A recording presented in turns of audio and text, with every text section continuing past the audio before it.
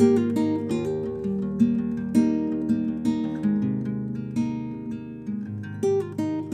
is this thing on? Great.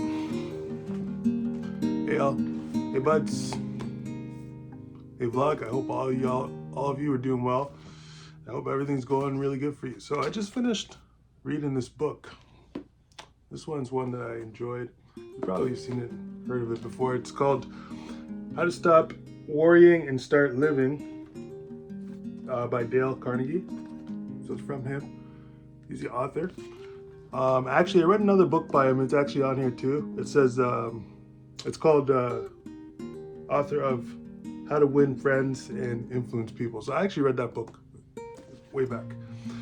So I'm just gonna take you through this book, buds, and tell you what it's all about, and then I will go from there. So you know it's a pretty good book.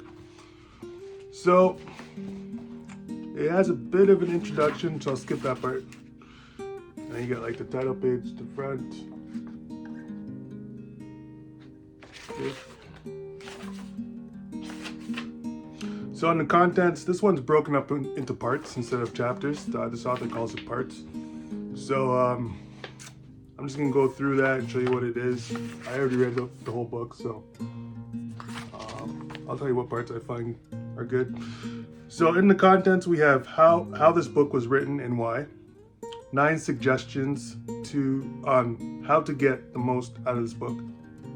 Part 1 is fundamental facts you should know about worry. You got three parts there in it. Live in tight compartments. A magic formula for solving worry situations. What worry may do to you. Part 2, basic techniques in analyzing worry.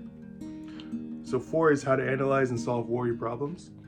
5, how to eliminate 50% of your business worries. Then you get to part 3, how to break the worry habit before it breaks you. 6, so it's really confusing the way this is broken up into parts. You can see that, like how it says part here, then it has a list of what's in those parts.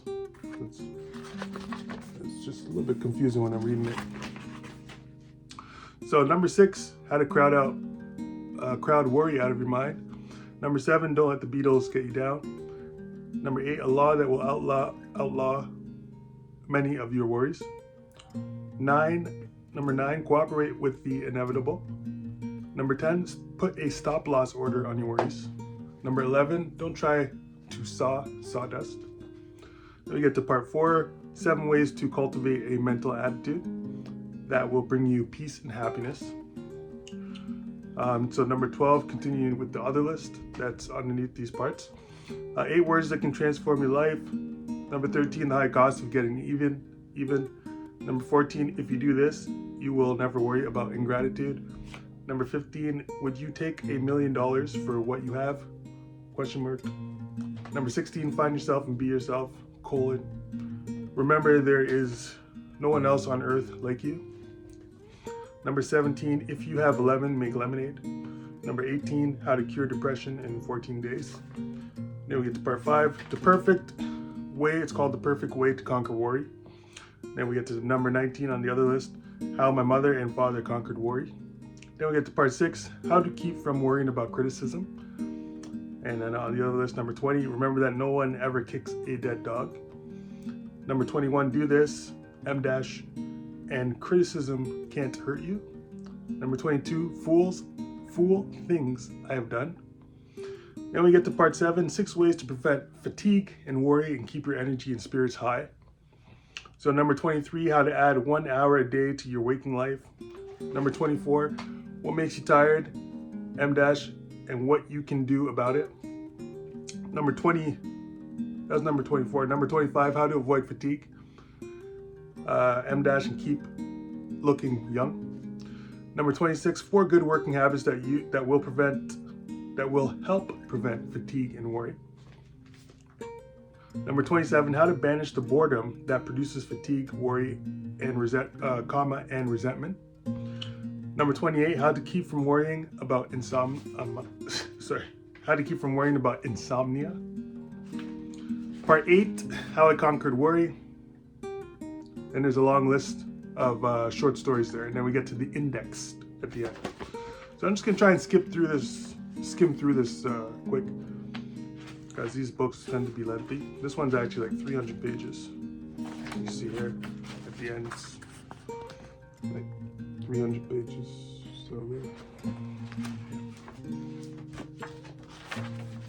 So let's just skip along quick. So the preface is how this book was written and why. You can see I made some marks in there. Some marks just about the stuff I'm gonna go through. So in 1909, so it begins with the story. These are all stories. So in 1909, I was one of the unhappiest lads in New York. I was selling motor trucks for a living. I didn't know what made a motor truck run. That wasn't all. I didn't want to know. I despised my job. I despised living in cheap furnished rooms on West 56th Street. And then he goes on to say, I was rebelling because the dreams I had nourished back in my college days had turned into nightmares. No, so that's what prompted this author to begin the book, to begin writing as a career. So he had spent I had spent 4 years studying in State Teachers College. He wanted to make a living teaching adult classes in night school.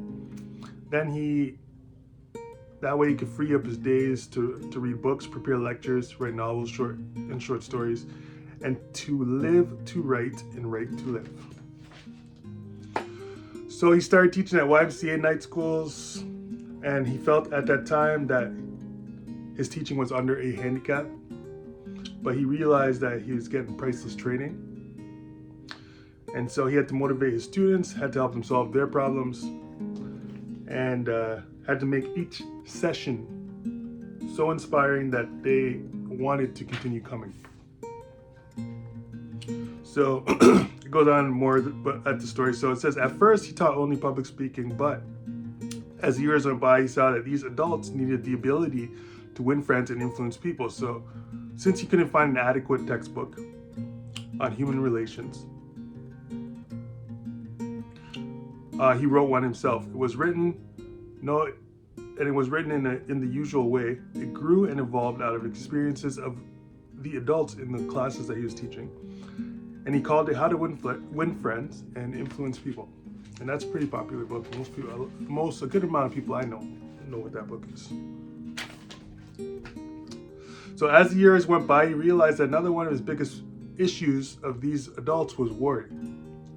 A large majority of his students were businessmen, executives, salesmen, engineers, accountants, and in a section of all trades and professions. And most of them had issues. These were men and women in classes, businessmen and women, and wives. So people from all different types of houses. So he went to New York's great public library at Fifth Avenue and 42nd Street and discovered, to his astonishment, that this library had only 22 books listed under the title Worry. So he also noticed, to his amusement, that it had 189 books listed under worms. Astounding, isn't it? That's what the author says. So I guess there weren't very many books on worry. So I'll just skip along here. So he said he also read hundreds of biographies, all the way from Confucius to some of these names I'm not familiar with, so I won't name them. But Confucius is one I've heard of. And I guess that's the intro. Then he says 9 suggestions on how to get the most out of this book. See right there.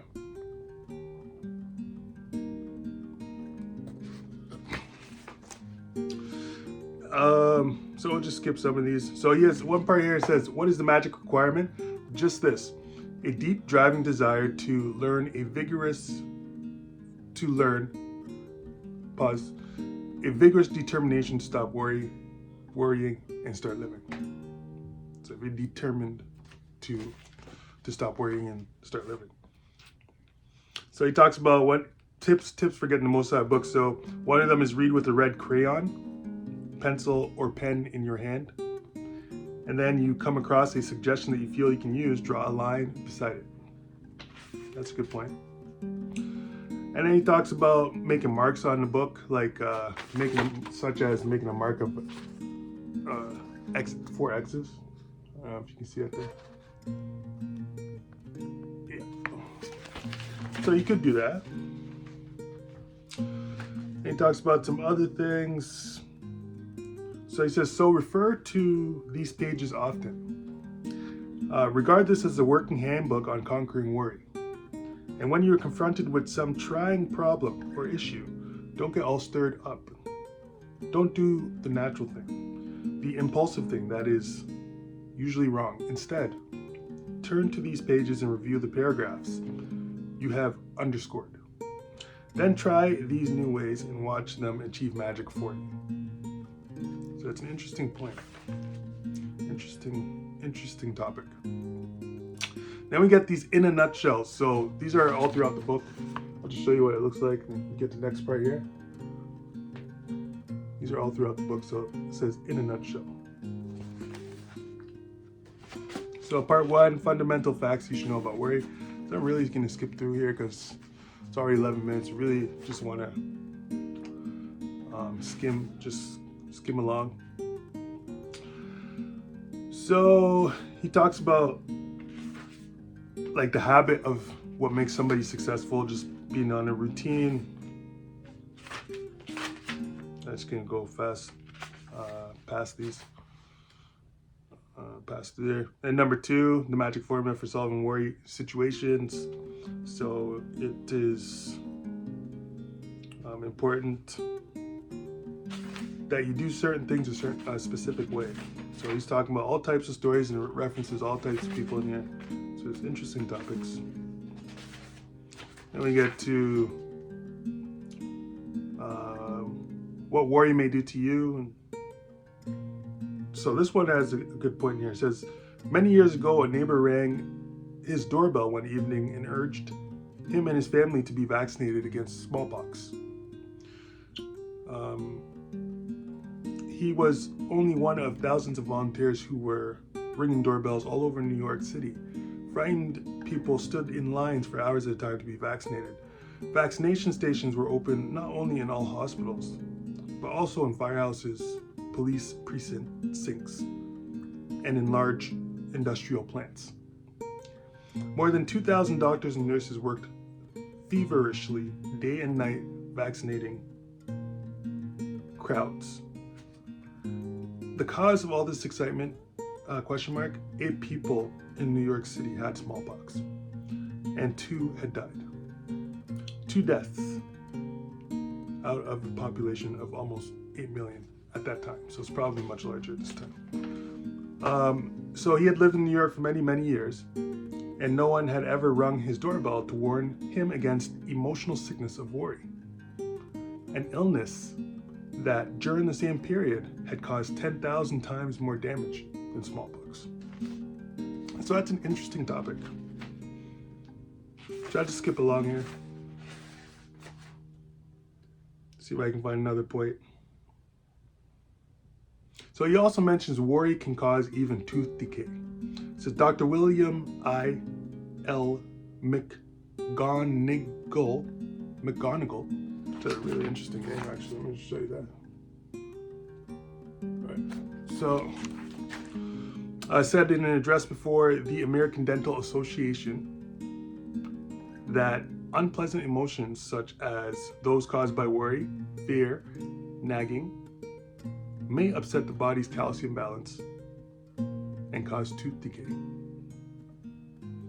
That's from Dr. McGonigal. So that's an interesting point. You know, and also a dentist getting those needles and repairing tooths. It's a whole other thing. So let's skip along here and get these parts in a nutshell. So I'll just show you that. Nutshell. So yeah, this book just takes long, so it looks like Sorry, 14 minutes.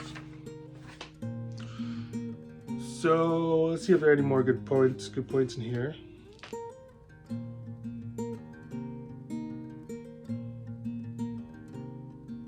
So he also mentions too, we must equip ourselves to deal with different kinds of worries by learning the 3 basic steps of problem analysis, or solving problems or solving issues.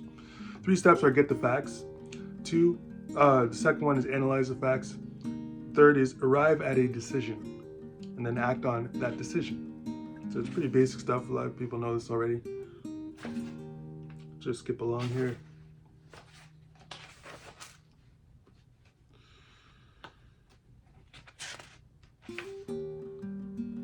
So we get to, I'll just skip some of these points because they're really repetitive and we know what they are.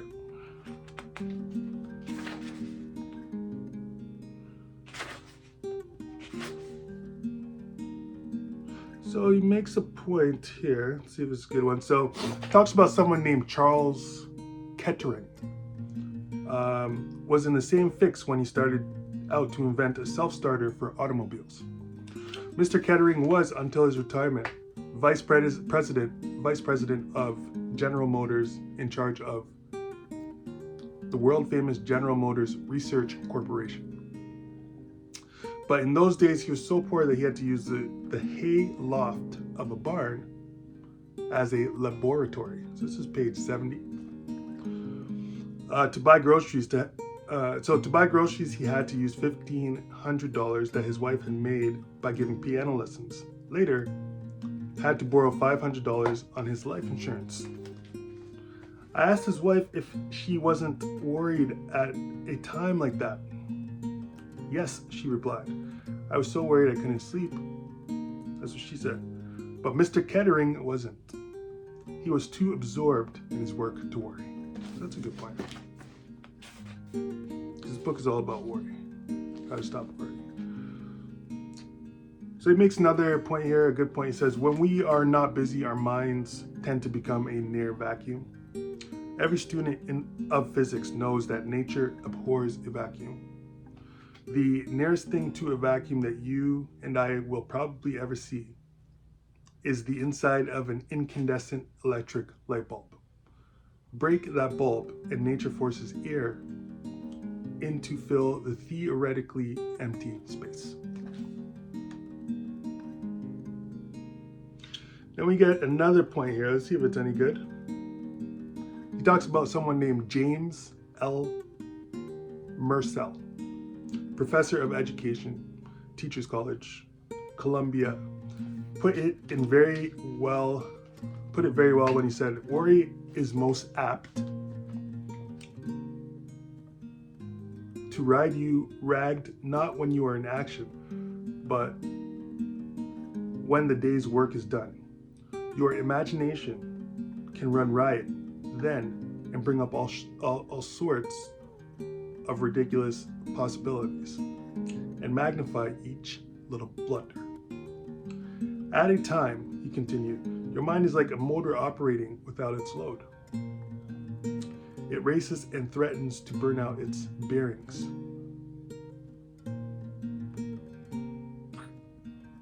Or even to tear itself to bits. The remedy for worry is to get completely occupied doing something constructive. So that's an interesting topic. Let's skip along here.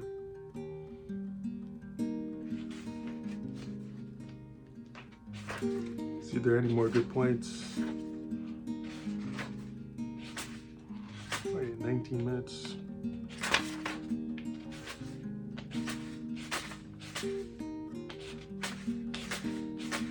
Yeah, this book really goes on and on about certain highly repetitive topics.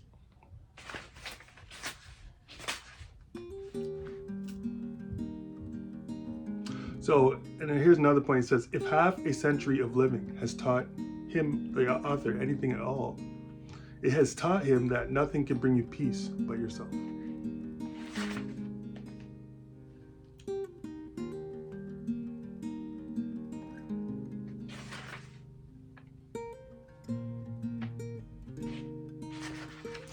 we got a whole bunch of points to say just for today, just for today, just for today.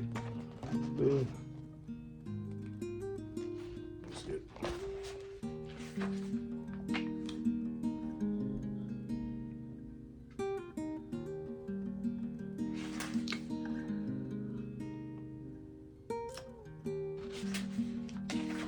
Let's see what else is in here.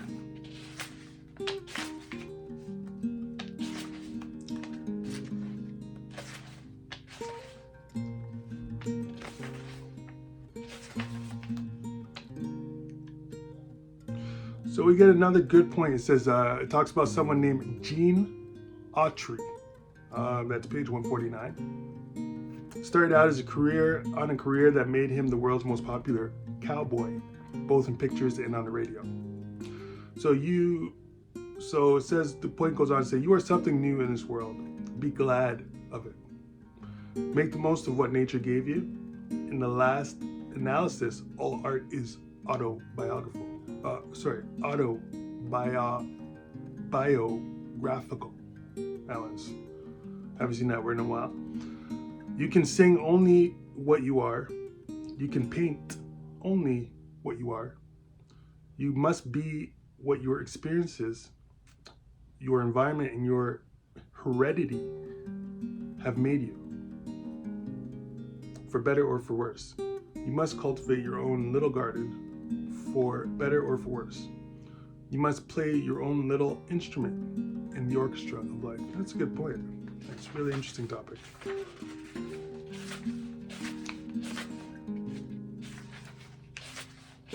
So let's skip along here. It's already 21 minutes. 21 minutes. That was 22.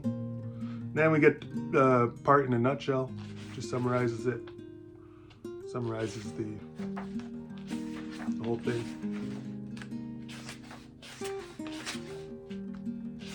See if there's any other points in here that are good.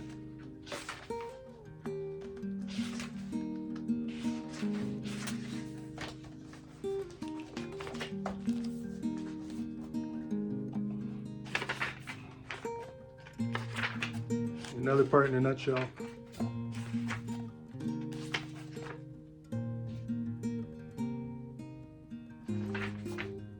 Skip that part.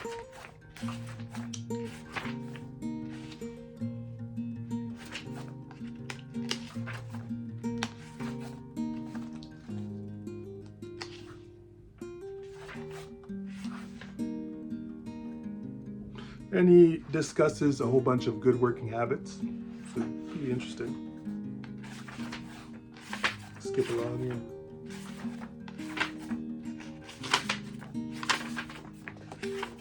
See if there are any good parts. Get the part in a nutshell.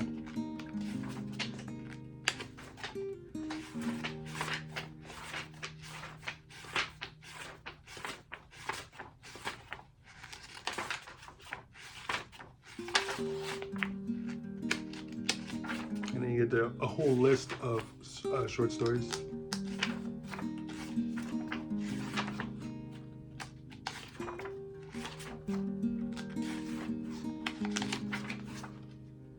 Okay, 23, on 24. So about 25 minutes would be good for this video. So then he lists his other books and his wife partner's books. His wife's partner's books. See that there.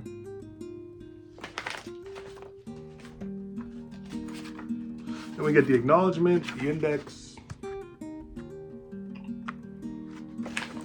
and all the words he used, and that's the entire book. Basically it. Just ends with the index and the words. And some brown paper. Okay.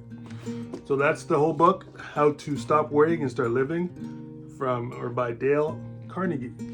That's the author of How to Win Friends and Influence People. So if you have some time, I recommend you pick this one up, give it a read. Let me know what you think about it. You can comment, share it with someone. And other than that, have a good one.